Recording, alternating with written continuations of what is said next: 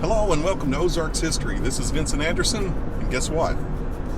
We're taking another trip today, another drive, another journey. Today we're heading off into Ozarks History, into the northeast part of Baxter County on Bennett's Bayou area. We don't hear Bennett's Bayou spoken that often anymore since since actually Norfolk Lake came in.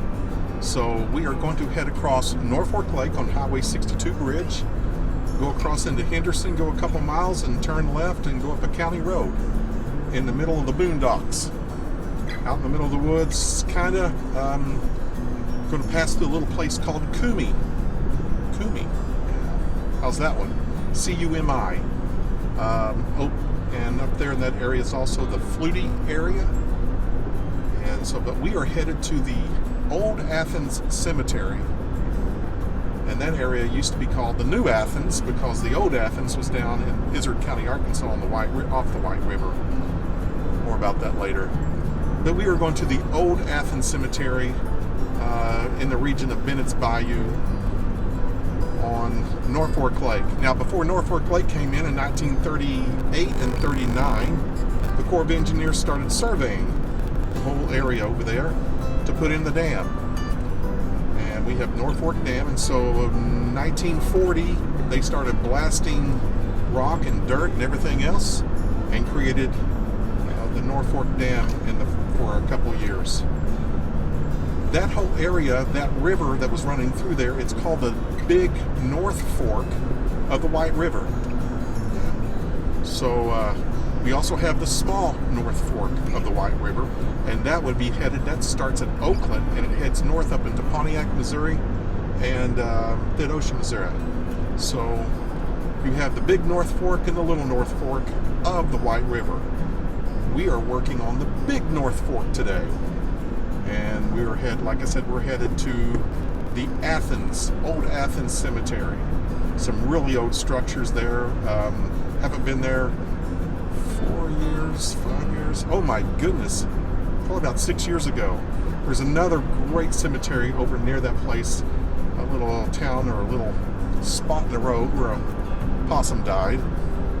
It's called Vidette, Arkansas. There's near Vidette, there's the Grisso Cemetery. Great story, wonderful little structures there. Some of the pictures I've got, I went there one time 10 years ago, the worst part of the heat of August, covered with ticks and chiggers, but it was well worth the photographs. But today, we're heading nearby there to the Old Athens Cemetery. There was a really good book that a gentleman did some research on. I think it was published in 1981. Wow, I was still in high school. 1981. It's called Bennett's Bayou, Bennett's River, 1830 to 1900. It was written by Donald S. Hubble Jr. I have that book. I've marked it up. Over the years, I've learned a lot of the people in that book, and so I just think it's a great time here on Ozarks History to take off and head over towards the Bennett's Bayou area. Like I said, we're up in the northeastern part of Baxter County, not too far from Bakersfield, Missouri. So, hey, everyone over there in Bakersfield. As a kid, I thought Bakersfield was really cool. I grew up in Ozark County. Bakersfield had a roller rink. That was a big thing when I was a kid. So, every time I think of Bakersfield, Missouri, I still think of roller skating in the late 70s, early 80s. So we're almost to the lake. Let's take off and let's keep going. We'll be there soon.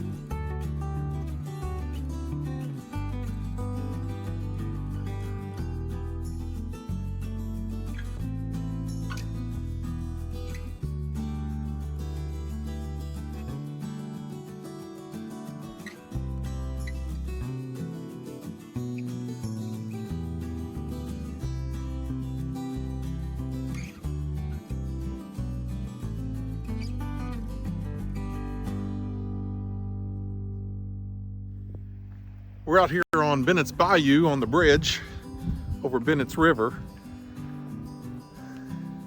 Kind of looks cold, destitute. It's a little chilly out here.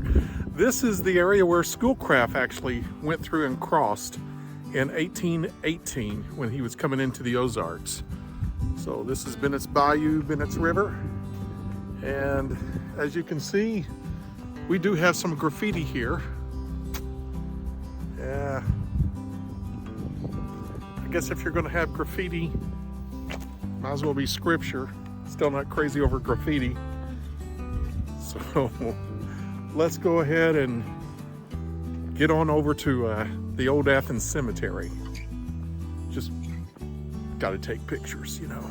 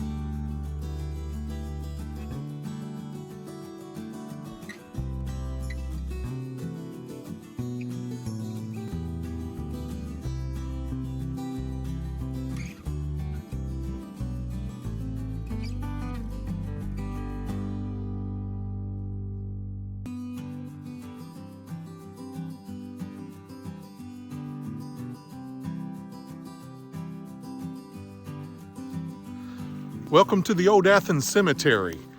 We finally made it down here, down a pretty rough road. It'll loosen your partials and shake your dentures out a couple times. Man, there's some rough spots down here.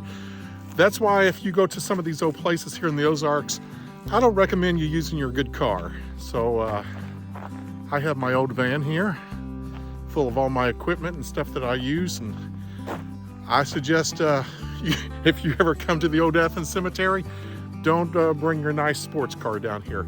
Well, this is it. This is a beautiful place. Very peaceful. Right down up over the hill down here.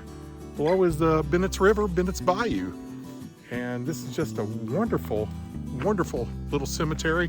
And let's take a stroll through it. Are you ready? Let's go do it.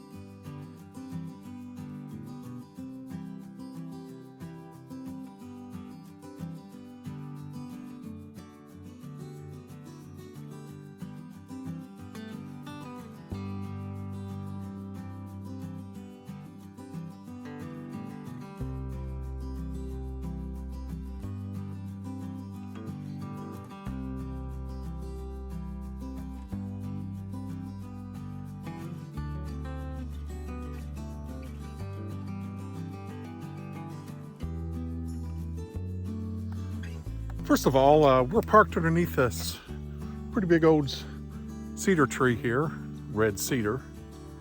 A lot of people are allergic to red cedar around here.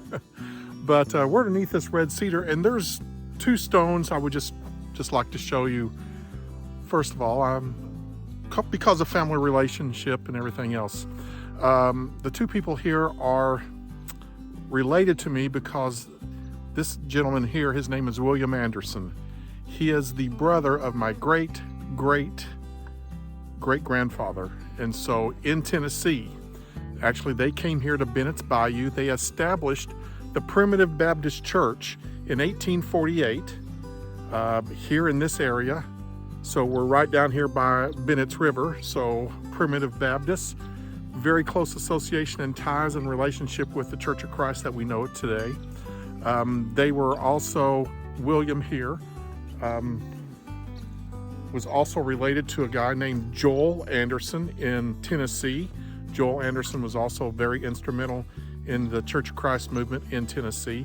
But they're buried here in the Old Athens Cemetery. And the stones are here, but on the back side of the stones, it says the stones were made by a grandson, J.C. Hawkins, in 1919. So these stones were not original when they were buried here at this cemetery, at the Athens Cemetery. So you have William Anderson, and so here's William. It says he was born and departed from this life November 1878 to help, it says he helped organize the Primitive Baptist Church for Sunday, so it'd be the fourth Sunday, started in August 1848. And right beside him, the name association just kind of grabs me. His wife's name is Eunice. Now, Eunice Anderson is my grandmother, but this is way on down the line. So this is my third great uncle. Now, the Andersons were here in this area. There was a newspaper article in Jackson County, Tennessee, that they had to get out of here, and money was actually spent. Up to $400 was spent at the beginning of 1860 to get the Anderson family out of here back to Tennessee because of all the strife in the Civil War. The Andersons actually ended up back here in the Ozarks.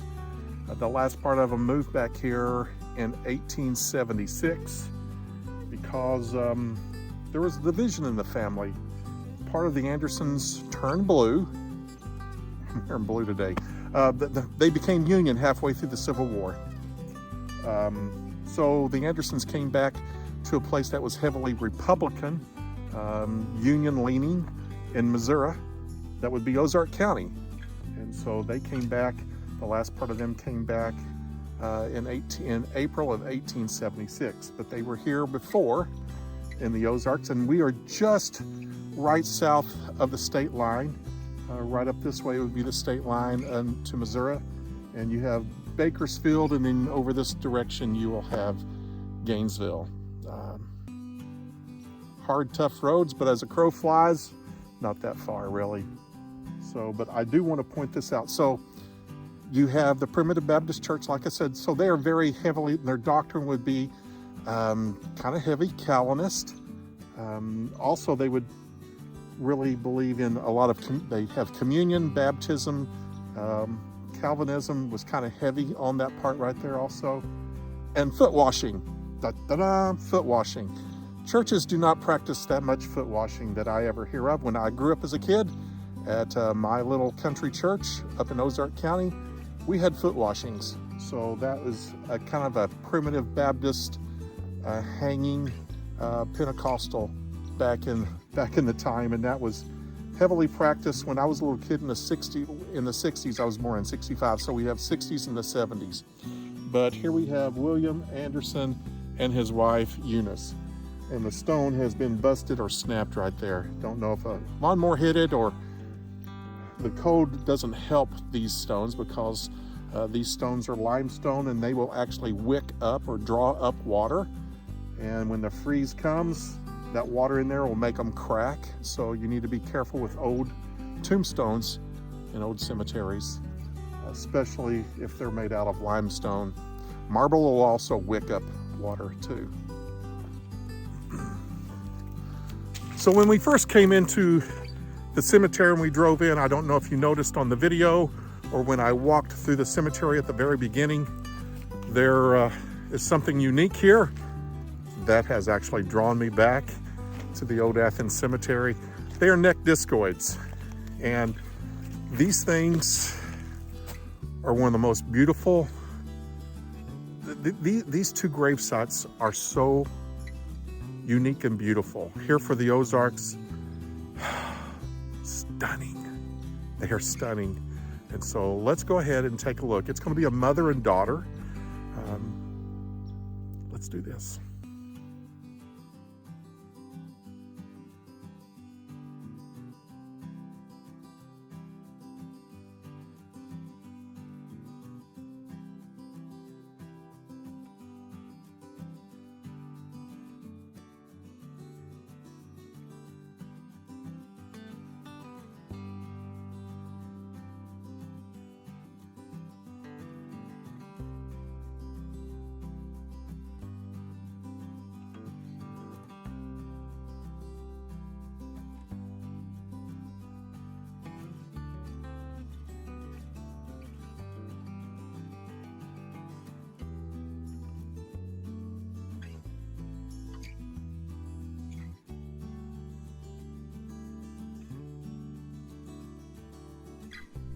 Oh my goodness, we are having so much fun today exploring.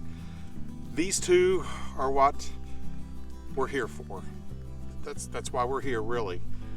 First of all, I want to go ahead and talk a little bit about this burial right here. This is a beautiful Neck-Discoid. It's got nice slope here, good shoulders. It's very tall. I'm going to say it's at least 18 inches into the ground.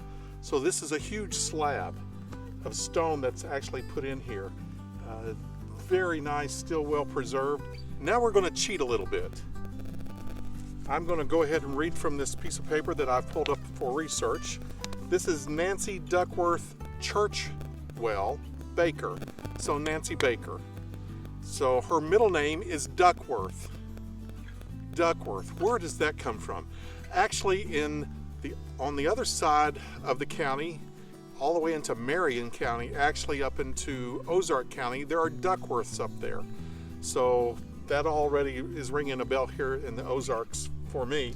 Duckworth. Now her middle name is Duckworth. How in the world do you give some girl the middle name of Duckworth? Well, her mom, Elizabeth, Susan Elizabeth, her maiden name was Duckworth. So there is a naming pattern going on here and a scheme going on here for the Duckworth. So a lot of times children, the middle name of a child will carry on the mother's maiden name. And so that happens with my great-great-great-grandfather. His name is Thomas Shirley Anderson.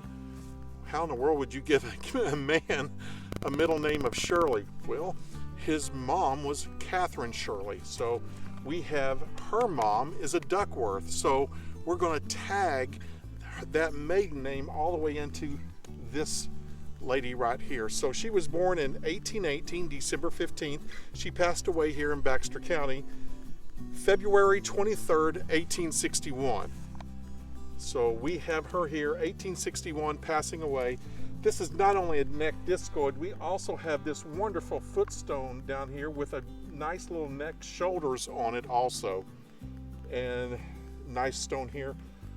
This slab, we were measuring it a while ago, it's 6 feet 3 inches this way, and across this way it's 31.5 inches. Real heavy stone. So we have the two sides, the top, and then we have the two ends, and the top end right here is Neck-Discoid. Born in Tennessee. Tennessee has these Neck-Discoids here, very similar here. Now we're going to go ahead and turn over to her daughter. So she passed away in 1861. Her daughter, Louisa, let me just get this here, make sure we get it right here. Now, Louisa, she was 7 years old when she passed away. Now, the crypt here, the stone crypt on top has been busted. Half of it is busted, and so you can see down into the crypt itself. Now, you cannot see bones. So what happens, they bury them in the ground. You cannot bury 6 foot deep here. As we came in here, driving in here, you can see the landscape. It is full of rugged stones. It's a very stony area, so you cannot bury 6 feet deep. But what you can do, you can bury them in the ground, and then you can build a stone crypt. You can stack stones on them, or you can build a crypt like this. And then we have this nice small discoid. This is Louisa Baker. She was born October 25th, 1849, and she passed away May 11th, 1857. So we have 1857, she is 7 years old, little Louisa.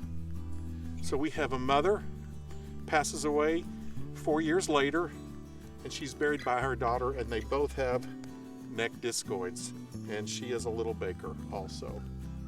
These are prime. Thank you, Abby, for encouraging me to get on out here and taking pictures of this. Absolutely beautiful. Now, it's hard to read the engraving on stones. I am going to show you a trick on how to read the engraving on these stones. You need to follow the whole steps, not just partial of the steps. And let's go ahead and do that, and we'll get set up. So now we're going to show a little method to read the epitaph and all the inscription on a tombstone. That's pretty hard to read. The engraving is here. I don't know, we may have something up here. It's really hard to tell. We'll take a look. But it's pretty difficult to see this. So here's the trick. You cannot do the trick halfway. You got to do the whole trick. So you can just load your hands up with some of your favorite cheap shaving cream. This is the stuff I use at home. Equate. So, now it's covered with moss, growth, lichens. It's really difficult to read. So here's the trick. We are going to cover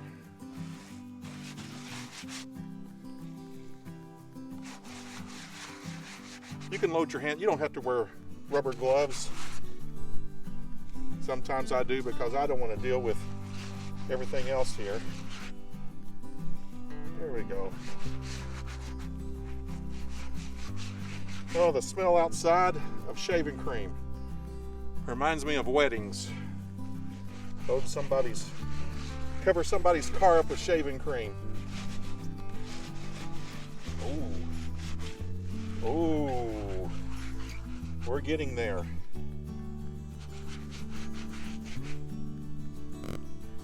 We are getting there. A little more.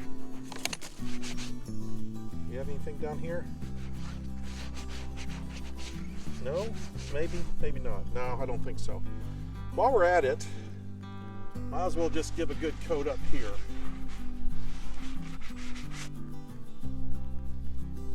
Because if you leave shaving cream on a tombstone like this, it's still going to feed the growth here and the lichen, the moss, everything else. It's food for them.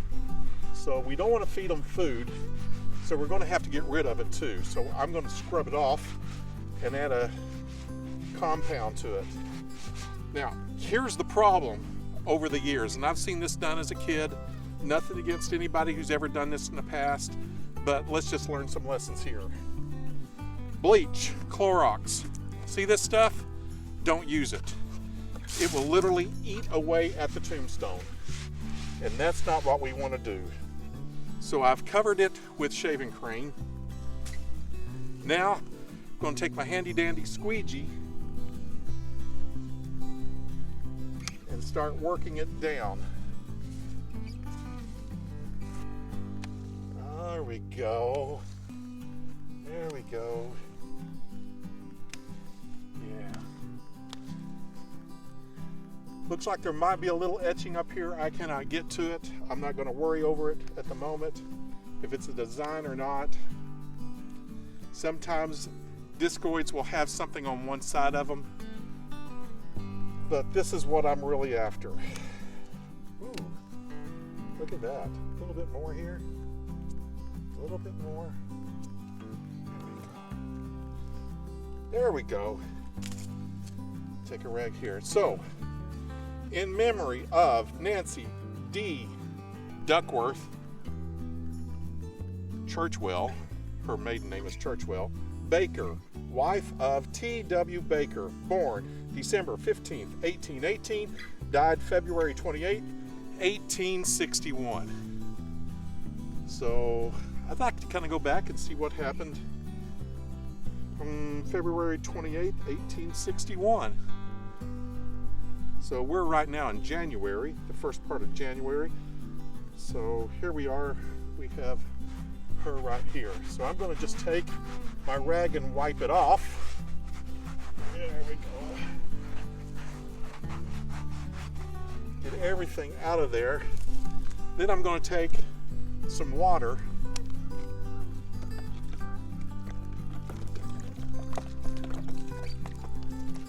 and start washing out the soap here. There we go.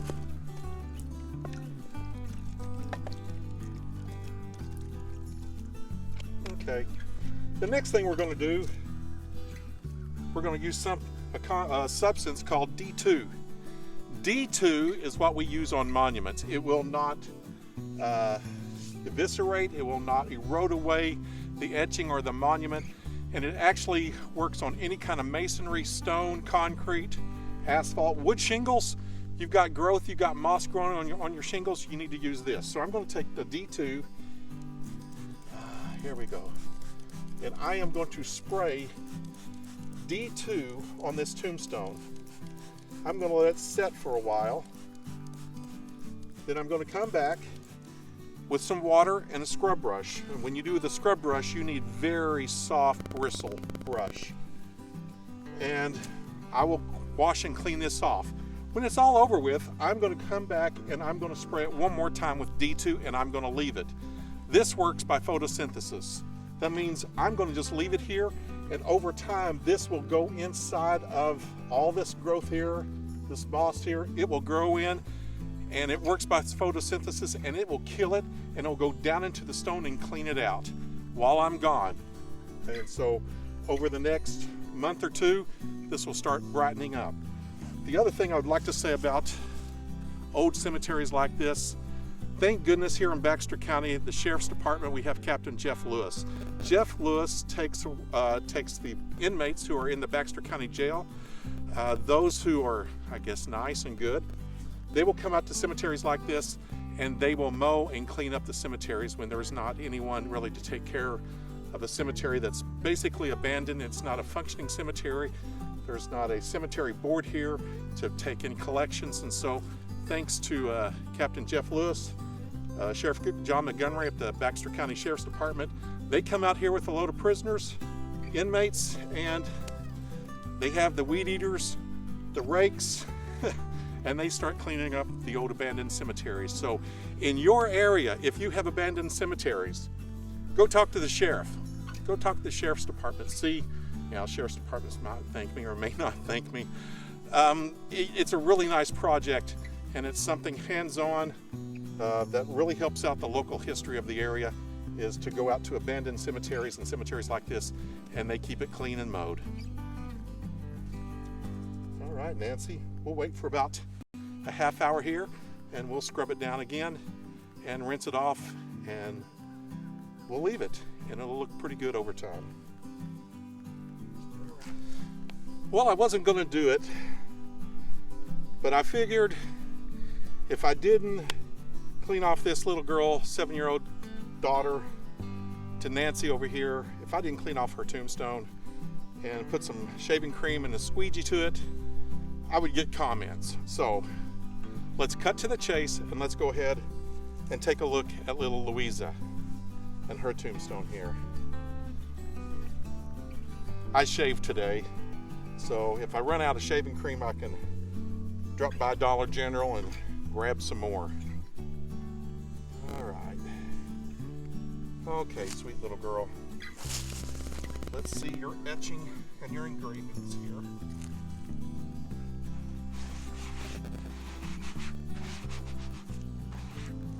There we go.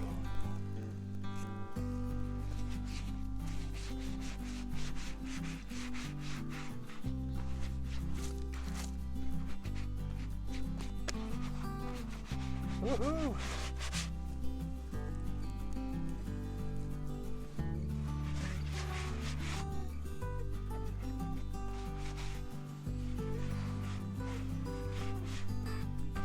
I don't see anything on the top really that's going to come out, but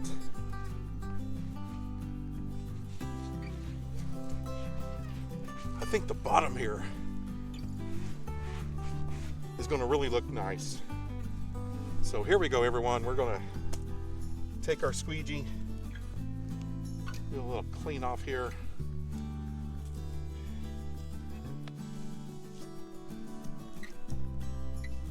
No, nothing on top. So here we go.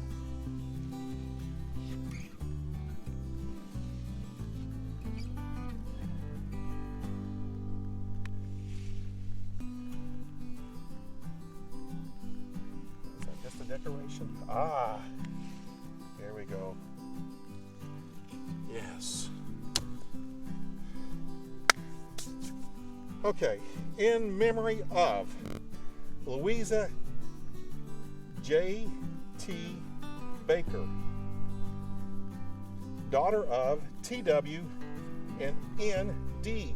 Baker, Nancy Duckworth, Thomas William Baker, born October 25th, 1840. Whoa!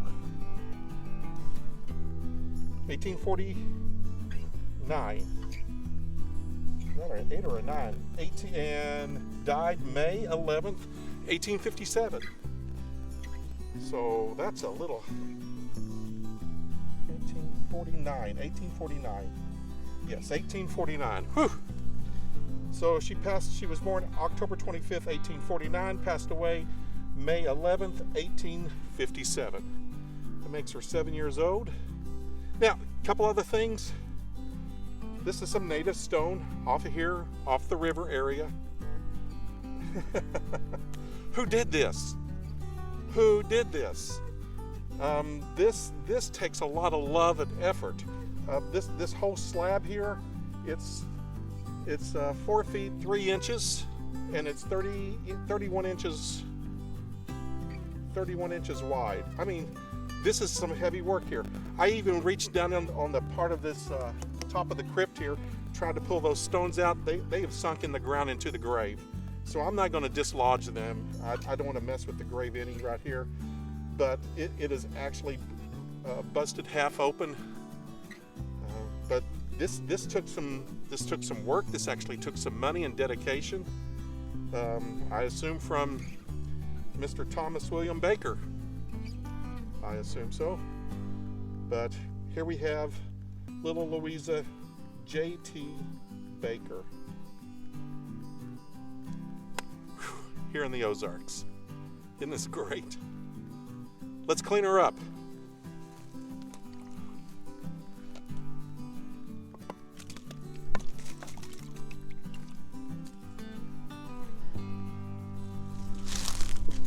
There is one thing I failed to mention.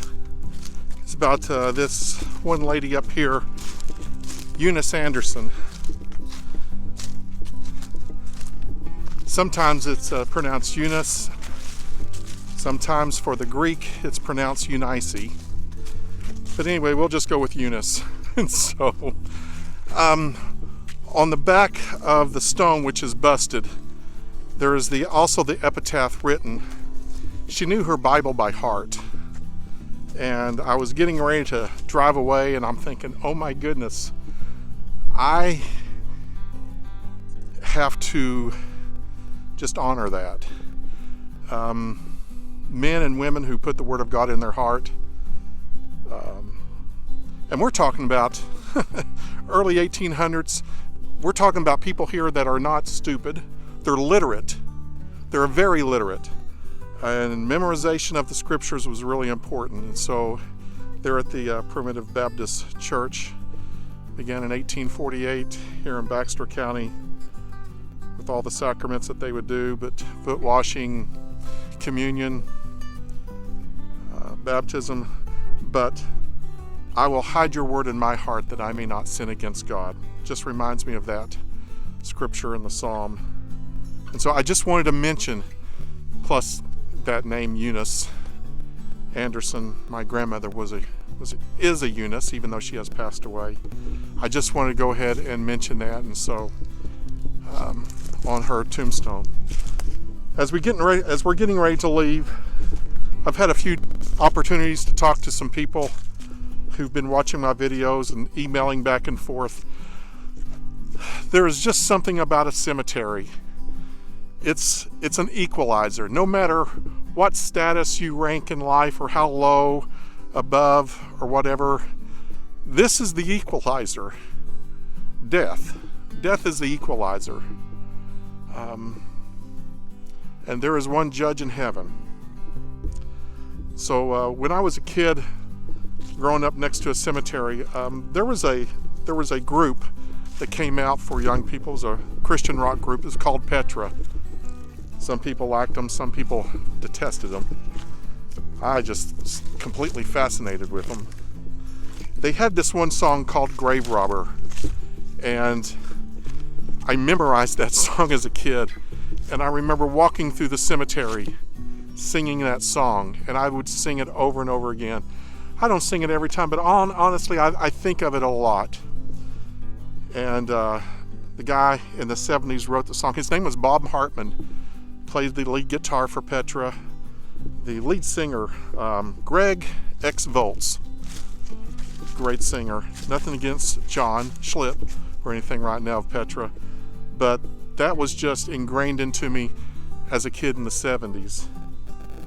The song goes, "There's a step that we always take alone, an appointment we have with the great unknown. Like a vapor, this life is just waiting to pass, like the flowers that fade, like the withering grass. But life seems so long and death so complete, and the grave an impossible portion to beat or to cheat. But we have this hope, though our hearts may still ache, just one shout from above, and we'll all awake. And in that reunion of joy we will see, death will be swallowed in complete victory. Where is the sting, tell me, where is the bite? When the grave robber comes like a thief in the night. Where is the victory, where is the prize? When the death robber comes, when the grave robber comes and death finally dies. Many still mourn, many still weep. Those that they love who have fallen asleep. But we have this hope, though our hearts may still ache. Just one shout from above. That right there, that just kicks it. That just kicks it for me. I want to thank you all for joining me today on Ozarks History. The wind is not as bad as it was last week in the flippin' cemetery. Thank you, Jesus, for that. I didn't have to compete with the wind. Also, thank you for the sponsors and people who are purchasing things. And for the sponsors of Ozarks History, we actually got a hold of a microphone to help block out some of the wind here. I hate competing with the wind. I know where you're outside, you compete with the wind. The reason I go outside in the wintertime, I don't do ticks, chiggers, or snakes. They're not that bad in the wintertime, so that's why I'm outdoors more in the wintertime, indoors doing my research in the summertime when it gets really stinking hot, and snakes and ticks, chiggers. Snakes, I always have boots on. Ticks, chiggers, that's the issue. That's why I carry bleach in my van, not for tombstones. When I go out into the woods or do research and I come back, I have paper towels and bleach, and I'm pulling up my pant legs, and we are bleaching my legs. I don't care what color they are, and they're pretty white. So thank you everyone for joining me on Ozarks History today. We had a great time here at the Old Athens Cemetery. Reach out to others who may enjoy this. Thank you for joining us on Ozarks History. We will get back together very soon. Bye-bye.